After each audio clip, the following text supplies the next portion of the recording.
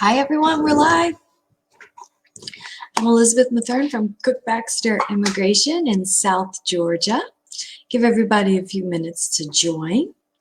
I'm going to give you several updates today and answer your questions. So anybody that has questions, feel free to hop on, post those.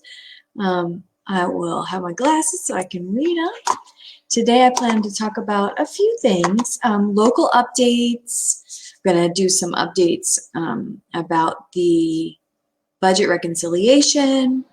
I'm going to do talk about, let's see, local USCIS updates, processing time information that we've gotten, give you some information related to the border and detention, and answer your questions. So just let people join.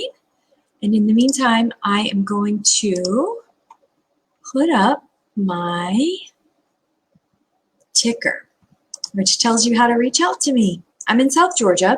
So our office is in Adel, Georgia, which is about 38 miles from the Florida border. We're right off I-75 between Tifton and Valdosta. So if you've ever made that trip down 75 between Atlanta and Florida, you have passed our office. All right, so we are happy to serve people all over though. We are the little satellite office of the much bigger office in Atlanta, and feel free to stop by and see us. All right, so let's jump right in. As you see, my phone number is scrolling across the bottom if you'd like to call and make a consultation with me, consultation appointment with me. I hope everybody's staying safe. Looks like COVID is on the rise again, and we anticipate that may impact immigration cases again. So make sure that you're getting out there, being safe, getting good information on vaccines. If you're able to get vaccinated, I encourage it. So I think that it is a very good idea. All right, so let's talk about what's going on in immigration. So one of the, I guess, best updates that I can offer regarding the immigration reform, which we think, I'm so hopeful about this immigration reform. I'm like really, really hopeful, really excited. I think it's going to happen. I don't know. I'm the eternal optimist though, so we'll see. Last time I was with you guys, I talked about how Kristen Sinema had said she's one of the vital 50 votes, said she was not going to vote for the budget reconciliation because the package was too high at 3.5 trillion. That little statement that she made conveniently was right before the infrastructure bill was presented and their package. So I kind of think that she was throwing an olive branch out there to fiscal conservatives, kind of saying like, oh, I'm a fiscal conservative too. You know, I'm not going to go do crazy spending bills. And I think it was more of like I don't know, trying to make friends with the people that were on the infrastructure bill team. So anyway, we'll see if she follows through with that. I don't think she necessarily will. So there's a lot of pressure coming from the White House. The White House mentioned her specifically, saying that, oh, she'll come around, you know, once she sees everything that's in it. Maybe they'll reduce the amount some. Maybe maybe that's going to give her leverage to request something specific that she wants to see in the bill. Who knows? We'll see. But it's possible. So on timelines, I've been like, when is this thing going to be, you know, voted on? We know that they're supposed to have an August recess. So the Senate has not gone on recess. They're trying to get this stuff done before they go on recess, which is supposed to be, I don't know, by the end of this week. The House has gone on recess. So they come back September 20th. And we can expect that the Senate is going to get this stuff done, the infrastructure bill and the immigration reform package in the budget reconciliation bill, done within this week. Then everybody's going to go on recess, and then they're going to come back in September. And Nancy Pelosi has said, the majority Speaker of the House has said that she basically doesn't want to have a vote on one unless she can have a vote on the other. I think kind of what that means is like these are thought of as like one major, I don't know, push. And so that's more of her like as a senior level political like person in their party kind of pushing the caucus to coalesce. Like we have to come together on this stuff. So let's put it on the calendar for September 20th and hope that when they come back, they vote on both of these things and they get up, you know, they make it slide through. Manchin said he's all for the package that he knows about. And so let's see what Sinema does. If we can get the 50-50 on the budget reconciliation, then obviously the vice president can be the tiebreaker and we can get it, we can see it brought to the president's desk before the end of the year. So that would be great. I think we'd all like to move into 2022 with some positives on the horizon. Hopefully, you know, COVID will be back under control and we'll have a fantastic immigration reform that allows a lot of people to step out from under the shadows and live their best lives. Okay, so that's what I know about the immigration reform. Buhar, thank you so much for joining. I appreciate the compliment. I don't know about most beautiful in the whole world, but I'll take it. All right, DV 2020. No news from me on DV 2020. As you guys know, I don't do litigation updates. Mr. Kuck does those, and he does those on Wednesdays. So if you want to check out the latest, that's where you're going to find it, there on his Facebook Live, and then also on his Twitter. So it's really good to follow him on Twitter because he posts updates regarding the litigation almost in live time there. So if you don't know where Mr. Kuck's Twitter, it's hi. I don't have Kwasim. I don't have my glasses on, so I can't see all the letters. Mr. Kuck's Twitter is CKUCK at CKUCK for Charles Kuck. That's where you're going to find all the up-to-minute updates on the litigation. So I know that September is coming very quickly for you, Diversity. A lot of people. I have several cases I'm trying to get moving. And it is just, it's hard. It's really hard. But hopefully this is what litigation is for, and that it's going to have the impact that we hope and we expect it to have, okay? So, all right, let's talk about biometrics. A lot of people get their biometrics notice when their case is pending, and they ask me, what is this? What do I do with this? And then sometimes people think it's like, court, or that you are going to go to like meet with an officer. So your biometrics appointment is just where you go and you get your fingerprints and your picture taken. You get an appointment date and time and an address that you go to. And that is for the processing of your application, your work permit. It's a step along the way. It does mean that your file is moving. You may get multiple biometrics notices if you have multiple things in the works. So like, let's say you have a cancellation of removal application that you file in court, and then you file for your work permit based on the pending cancellation of removal application. Because we had all of those COVID delays and a lot of things weren't generated on time, you might end up getting your biometrics for your cancellation removal application and your biometrics for your work permit like within a week of each other or something very weird, even though you filed them at very different times. So you've got to go to both. You got to go to both. One of the biggest things to know about your biometrics appointment is if you don't go, they can consider your application abandoned. Okay? So one thing that I saw was interesting that people may not know is that you used to be able to do a written request to reschedule your biometrics. Maybe you knew, like, I don't know, you're going to be in the hospital or something during that time. So that's stopped. I don't think people really use that very much anyway. But if you have some sort of an issue and you're not able to attend your biometrics appointment, you need to call the number, the USCIS contact center, to reschedule, to ask for it to be rescheduled. Ideally, if you're operating within sort of the four corners in the letter of the law, you're going to ask for that to be rescheduled prior to the biometrics appointment happening. Okay, sometimes people miss it. Maybe like the mail got delayed and you didn't get the appointment, like you didn't get the notice until it had already happened. Just as soon as you get it and you figure that out, call the service center and let them know. Okay.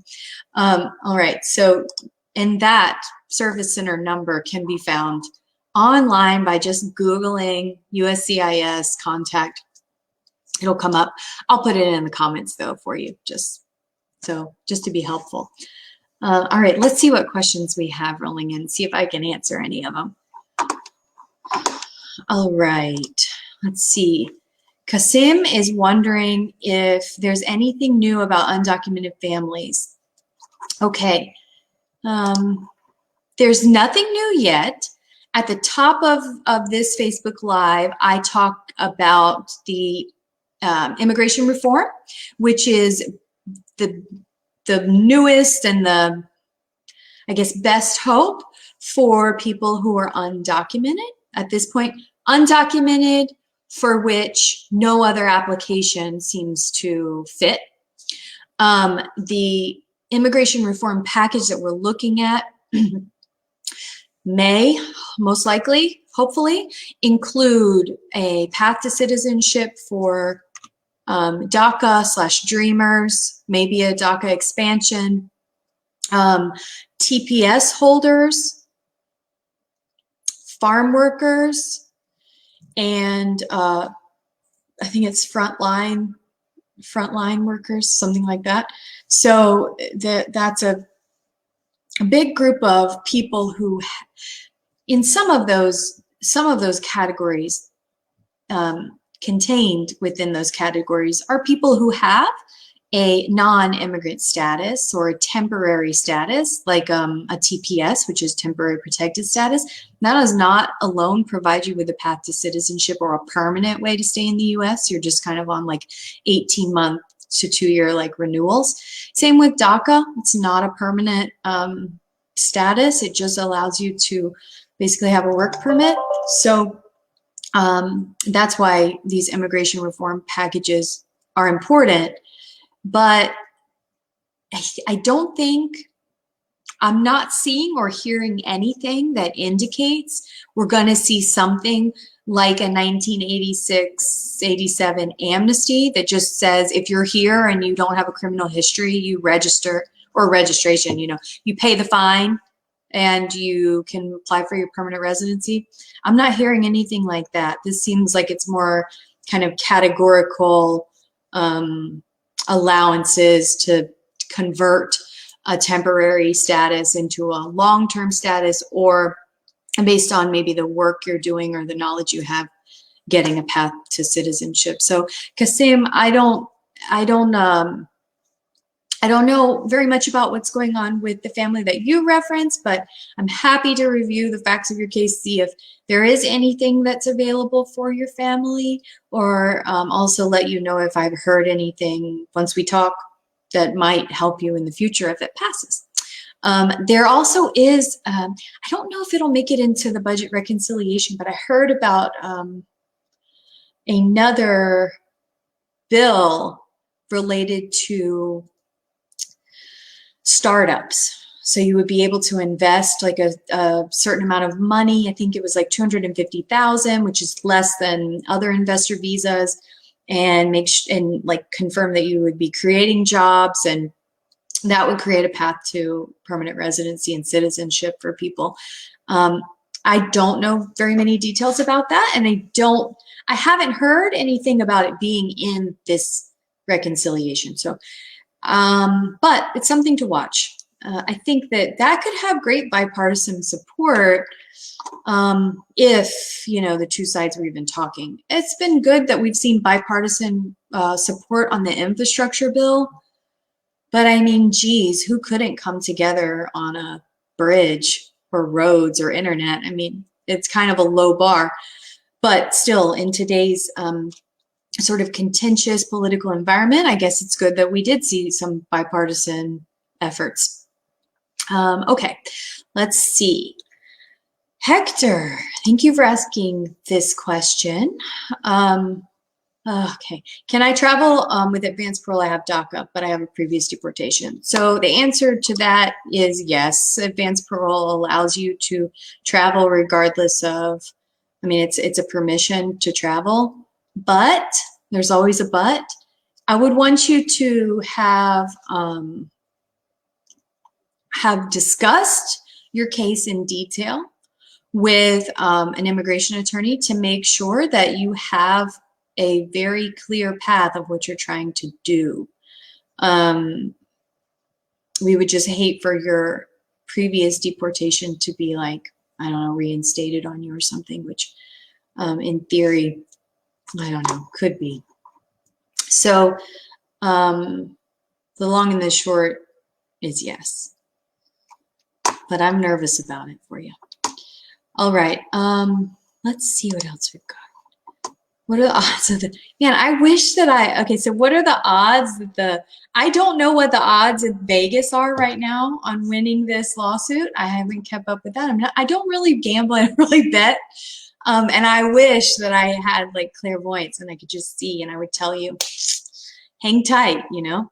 I don't have that gift, but I believe that the argument is very logical and has support within the law. And so I think that the odds are good. I sure hope that Go plaintiffs come out on top and are able to get here in spite of all that you've been through, waiting and waiting. All right. Who is considered frontline worker? So I don't have access to the text of what they're proposing, but I think it has to do with COVID response, like, and it could be a more narrow definition, it could be a broader definition, but I'm thinking like healthcare workers, ambulance drivers, maybe even like food preparers, food workers. Just think about all the things that helped keep our country running when we were under lockdown. So that's kind of how I've been thinking about it. All right. Can I reopen a permanent bar deportation from 15 years ago? Okay, the permanent bar is what some people think of as like a multiple entry bar. If you were in the United States without status, you accumulated over 1 year unlawful presence, you left and you tried to come back again, or you came back, or you were deported and came back, that is a permanent bar. Whether or not, so that's not like necessarily a removal order because there's multiple parts to it. So you can't just, like a regular removal order, you have filed to reopen it on the basis of maybe like newly available relief or some sort of constitutional like defect in the order. So that doesn't necessarily work the same with a permanent bar. But whenever we see permanent bar, we think about VAWA or U visa.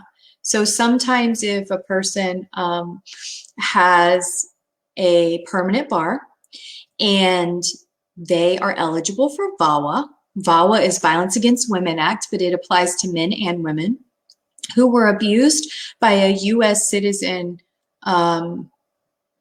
parent, U.S. citizen or green card holder, parent or spouse, or were the child of an abuse, a child subject to abuse by a U.S. citizen or green card holder. They can file for self-petition for a green card through VAWA. VAWA then gives you a deferred action status if it's approved, and you have to prove like pretty extreme level of cruelty and suffering. A lot of people think that you have to have had a police report filed. I don't think that's the case. That is not a legal requirement, but it does make it harder to maybe prove abuse if you've never reported it. But failure to report is not necessarily like a legal bar to filing for VAWA. So that's a common misconception. And so anyway, if you self-petition through VAWA and that gets approved, you can get a work permit and a deferred status, deferred action, like you'll be safely here with VAWA. But then to file for the green card, you can try to waive the permanent bar if the entries and exits were related to abuse. So the abuse by the U.S. citizen or lawful permanent resident spouse, for example. And the sort of cases that I've seen with that were maybe the spouse was put into removal proceedings and the U.S. citizen or permanent resident spouse did not file paperwork to help them to prevent their removal, and then they were deported, but then their kids were still here, and the abusive spouse maybe threatened that they weren't going to take care of the kids or they were going to abandon the kids, so the person comes back through without permission to reunite with their children and protect their children. That's related to abuse, so that might be waivable. That's just kind of a random example that I have seen. So really, that's how we deal with a permanent bar. The only other thing related to a permanent bar is it's not necessarily permanent. It just means that you can't waive it, right? So you have to sit out for 10 years. So that's another option too. So a person who is married to a U.S. citizen may be able, if they've sat out, you say that this is 15 years ago, if they've sat out for 15 years, we can potentially process you back in, okay? All right, let's see. Any updates about EB5 Regional Center Program Reauthorization? Noor, thank you for the question. I do not have any updates regarding that at this moment. I will let you know if I come across any. Okay, let's see. Aguilera, Claudia. If I'm a resident for 6 years, can I petition for my dad in Mexico? If you're a resident, are you eligible for naturalization? I think I'm going to pull up the visa bulletin for the categories. I think in order to petition for your parents, you have to be a U.S. citizen. But I'll double check that just right now. It's a lot of different categories, and my little mind can't always remember all of them. Let's see, spouses and children.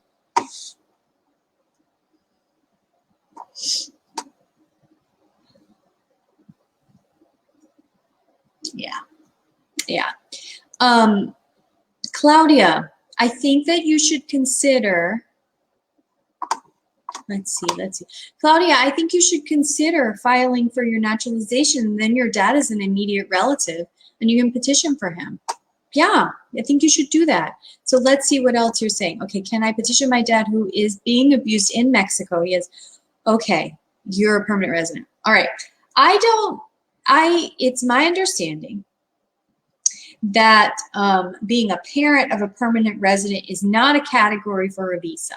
Okay, so you need to naturalize and you need to file a petition for your dad. Now, I'm not exactly sure what kind of abuse he's suffering. If it's at the hands of the government, perhaps he has an asylum case. Really hard to win Mexico asylum cases in this part of the country, in Georgia. But that may be something that is available to him. I don't know if he wants to do that. Really, when you're going to claim fear, you're going to go to the border and you're going to ask for protection. You're going to be detained. Especially at this point with the Title 42, it's just a mess. So I think that probably we need to look into naturalization for somebody in your situation, okay? All right, and I'll give you an update. I'm running out of time, but I'll give you an update. I got some information about how quickly naturalizations and adjustment of statuses are allegedly processing in in the Atlanta field office. So we can talk about that too. All right, let's see. Okay, Julissa. That's a beautiful name, Julissa. You're turning 21. You want to see if you can get your parents' residency. Yes. So 21-year-olds, U.S. citizens, can petition for their parents as immediate relatives. The thing that we always have to look at first is how did your parents enter? And or are they eligible for 245I? Because if they entered without inspection, it's a little more complicated. We got to see if there's other factors there. 245I. And then the other way is to try to process with a waiver if they entered without inspection. Now, the easiest scenario is somebody entered with a visa, their child, they've never left, their child turns 21 and petitions for them. Another, option sometimes in these scenarios for adult U.S. citizen children who want to petition for their parents who may be entered without inspection is military PIP, parole in place. That is for children who join the military and or National Guard, and they can petition for their parents to be admitted into the United States. That's like a visa, then you can file for their adjustment. We do a lot of those. So feel free to make a consultation and we could vet out those different options for you in your situation. Okay. Okay, Claudia. Oh, okay. Okay, Claudia. So you're thinking about VAWA that I was talking about. So yeah, it is true that the person doesn't have to still be in the U.S. to file a VAWA. The abuse has to have happened in the U.S. Another option is the U visa. U visas, you do not need to be in the United States to process a U visa.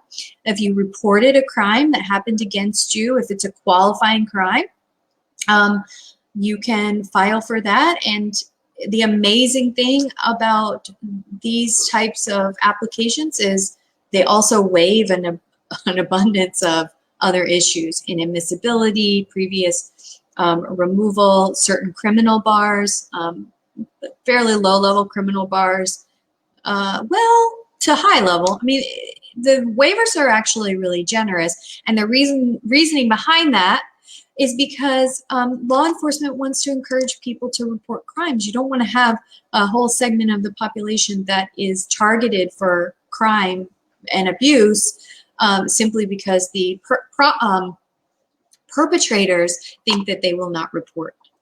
Okay, so yeah, I think we could look at VAWA, we could look at U visa, we could look at naturalizing, and so there may be some good options, Claudia. Feel free to schedule a consult with us. All right, Nor, we filed an RFE since March, but no response. Okay, well, March is only about 6 months on an RFE. I mean, you got to think, Nor, USCIS is so backlogged. You're welcome, Claudia. USCIS is so backlogged from COVID and the extensions and all of that. So I think you're still within probably a reasonable processing time, unfortunately. Okay, I want to real quick before we go, and if you're very welcome. Yulisa, thank you for asking questions. Thank you so much to everybody who's joined today. I've enjoyed being with you. You're welcome to throw some more questions out there. I may not have time to answer them live because I'm already hitting my 30 minutes, but I'll try to answer them in the comments before I get back to work here. I wanted to let you guys know just some local office updates. So we're in South Georgia, so we look at Northern Florida, Central Florida, South Florida, Atlanta, Stewart, Folkston. So Georgia, Florida, and Alabama, Montgomery. So the office updates I have is everybody's got to wear a mask. If you go into a USCIS interview or court, you're going to have to wear a mask regardless of if you were vaccinated. Distancing requirements are still in place. USCIS Orlando has a new field office director who is from Boston. So I think that's probably good news.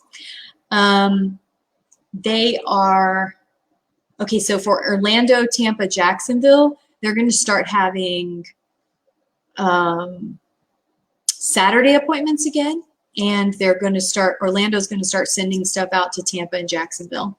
So that may apply to some people in South Georgia, as well as all over Florida.